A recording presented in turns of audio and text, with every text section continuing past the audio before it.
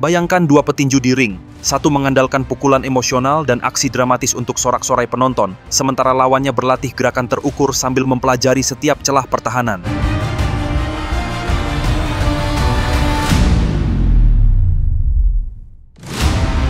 Inilah esensi perang dagang Amerika Serikat melawan Cina di era Trump. Pertarungan antara strategi jangka pendek yang bombastis, melawan rencana geopolitik 100 tahun yang diam-diam mengubah peta kekuasaan global. Saat Amerika memukul dengan tarif 145% dan Cina membalas 125%, dunia memang melihat ilusi kemenangan instan Amerika. Tapi kalau kita tarik kamera lebih jauh, lihat lebih luas, dan bicara dengan data, maka narasinya berubah drastis. Amerika bukan sedang menang. Amerika sedang menggali kuburannya sendiri.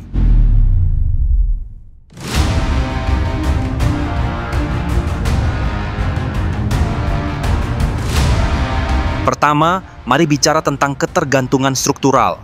Amerika boleh memukul ekspor Cina, tapi siapa yang menyuplai 80% bahan langka atau rare earth untuk industri pertahanan dan teknologi Amerika? Cina. Siapa yang memproduksi 70% panel surya global, 60% baterai lithium untuk mobil listrik, dan 50% baja dunia? Cina. Ketika Amerika menaikkan tarif, Beijing hanya perlu memutar keran ekspor bahan baku kritis. Dan dalam sekejap, pabrik-pabrik Amerika dari Arizona sampai Ohio akan tercekik sendiri. Contoh nyata, saat Cina membatasi ekspor germanium dan gallium yang merupakan bahan kunci chip, harga global melonjak 200% dan Amerika harus merogoh kocek tambahan $2 miliar hanya untuk mempertahankan pasokan.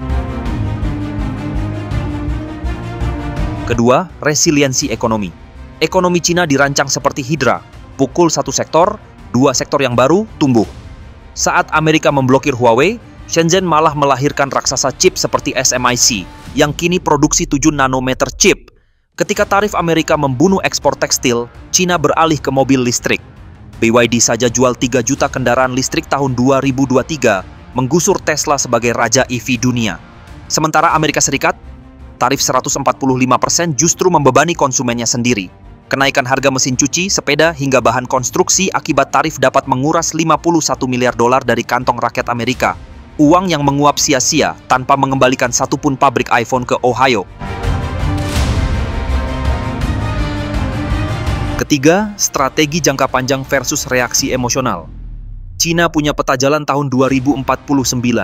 Investasi $1,4 triliun untuk Belt and Road Initiative mengikat 140 negara dalam ketergantungan infrastruktur.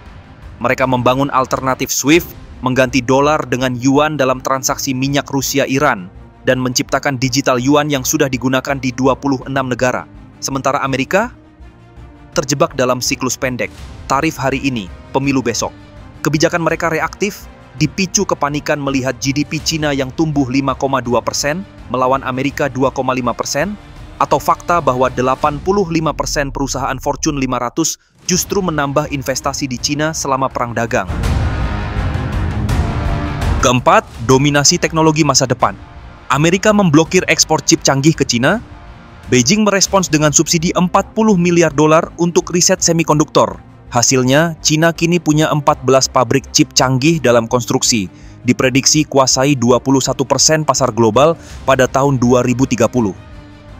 Amerika membatasi TikTok, Cina malah kuasai 70% pasar AI global melalui perusahaan seperti SenseTime dan DJI.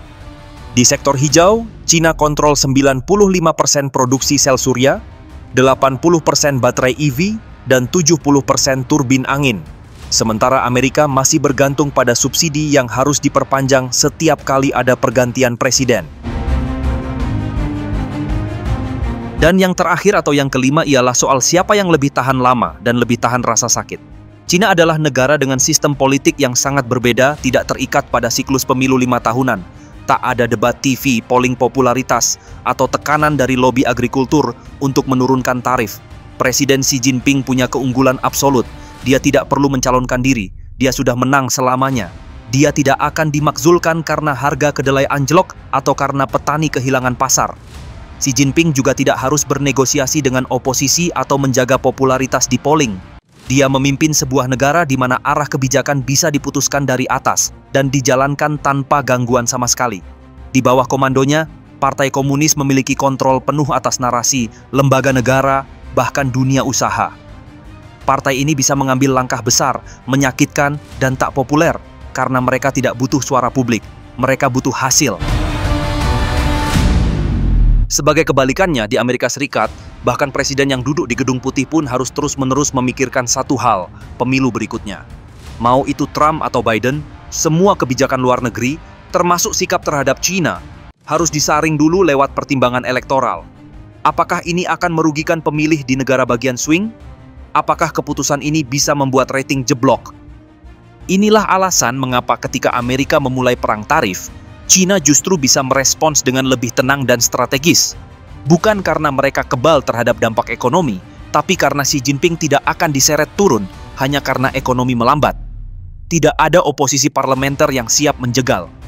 Ia punya stabilitas kekuasaan yang memungkinkan kebijakan jangka panjang dijalankan tanpa interupsi politik. Oleh karena itu, dalam konteks ini, demokrasi liberal ala Amerika Serikat bisa menjadi kelemahan. Ketika lawanmu bisa berpikir puluhan tahun ke depan sementara kamu sibuk memikirkan pemilu 5 tahun lagi, maka itu bukan pertarungan yang setara. Dan karena itulah, meskipun Amerika bisa seenaknya menetapkan tarif 145% ke produk Cina, entah itu mobil listrik, panel surya, atau chip AI, reaksi Cina tetap tenang. Mereka balas, ya, tapi bukan dengan emosi. Tarif balasan 125% ke barang-barang Amerika bukan bentuk panik, tapi kalkulasi. Xi Jinping mulai muncul ke permukaan politik nasional Cina di saat negara itu sedang berada di persimpangan jalan. Tahun 2012, ketika ia ditunjuk sebagai Sekretaris Jenderal Partai Komunis, banyak pihak yang masih melihatnya sebagai sosok kompromi, bukan tokoh revolusioner, tapi itu hanya kesan awal. Dalam waktu singkat, Xi menunjukkan bahwa ia bukan sekadar penerus. Ia datang dengan arah baru, visi besar, dan kekuasaan yang dikonsolidasikan dengan kecepatan luar biasa. Langkah pertama yang mengukuhkan posisi Xi adalah kampanye anti-korupsi besar-besaran. Bukan kampanye biasa, tapi pembersihan sistematis yang menyapu pejabat dari level rendah sampai jenderal militer bintang 4. Rakyat mendukung, karena selama bertahun-tahun korupsi telah menjadi luka terbuka di tubuh pemerintahan. Tapi di balik itu, kampanye ini juga menjadi cara Xi untuk merapikan barisan, menghilangkan faksi-faksi lawan, dan memastikan bahwa struktur negara patuh pada satu suara, dirinya. Setelah pondasi politiknya kokoh, Xi mulai menanamkan narasi nasionalisme yang kuat. Ia menekankan bahwa Cina harus berdiri di atas kaki sendiri, tak lagi menjadi pabrik murah dunia, tapi naik kelas sebagai kekuatan teknologi dan militer. Maka dimulailah proyek-proyek ambisius, Made in China 2025, perluasan pengaruh lewat Belt and Road Initiative, serta dorongan besar-besaran terhadap riset, inovasi, dan industri strategis seperti semikonduktor, energi baru, dan kecerdasan buatan. Salah satu keunggulan terbesar Xi adalah waktu. Karena tidak terjebak dalam siklus pemilu, ia punya ruang untuk membiarkan kebijakan jangka panjang berproses. Ia tidak terburu-buru mengejar hasil instan demi popularitas. Ia membangun perlahan, mengkonsolidasi, dan memperbaiki tanpa tekanan untuk tampil berhasil di hadapan publik setiap 4 tahun sekali. Hasilnya, proyek yang di negara lain mungkin mandek karena pergantian kepemimpinan di Cina bisa berjalan terus tanpa interupsi. Selama masa kepemimpinannya, Cina menyaksikan pertumbuhan kelas menengah yang pesat, lonjakan di sektor teknologi, dan posisi global yang makin dominan. Perusahaan seperti Huawei, CATL, dan BYD tidak muncul dalam semalam. Mereka adalah produk dari arah strategis yang konsisten dan didukung penuh oleh negara. Bahkan di saat tekanan eksternal makin keras, baik lewat tarif dari Amerika, pemutusan pasokan chip, hingga blokade diplomatik, Xi terus menggandakan investasi dalam swasembada teknologi dan memperluas pasar ke luar negeri. Yang paling mencolok adalah bagaimana Xi mengarahkan Cina bukan hanya sebagai kekuatan ekonomi, tapi sebagai kekuatan yang ingin mengatur ulang tatanan global. Ia tahu bahwa dunia sedang bergerak menuju multipolaritas, dan agar Cina bisa bertahan di era baru itu, ia tidak cukup menjadi penonton. Ia harus menjadi pemain utama. Karena itu, setiap kebijakan yang diambilnya selama lebih dari 1 dekade terakhir bukan hanya ditujukan untuk stabilitas domestik, tapi juga untuk memosisikan Cina sebagai pusat gravitasi baru dalam geopolitik dunia.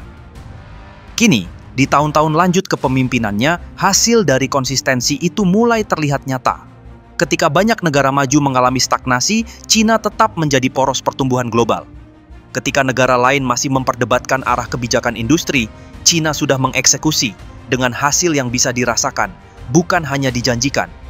Semua itu berakar pada satu hal, stabilitas kepemimpinan yang memungkinkan rencana besar dijalankan sampai selesai. Dan di tengah dunia yang makin kacau, itu menjadi aset yang tak ternilai.